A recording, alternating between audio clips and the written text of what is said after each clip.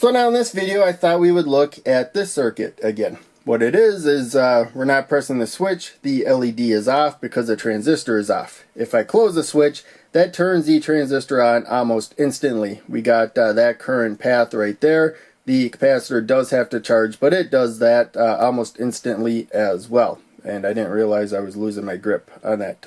But any case, capacitor charged and the transistor turned on so that the LED turns on pretty close to instantly. Took a little bit of time, but not much. So we're protecting the LED with 220 ohms of resistance. So I think we'll have about 15 milliamps of current flowing through it, something like that.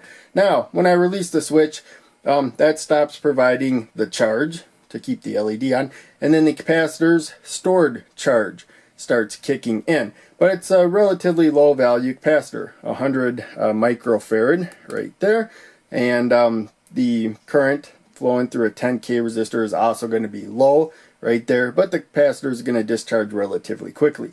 That little trickle of current though is going to let probably 200 to 300 times as much current flow from collector to emitter, but as the capacitor voltage drops down to 0.6 volts, because remember that's what it takes to get the base to emitter to conduct, almost no current is going to flow anymore, and thus almost no current is going to flow from collector to emitter.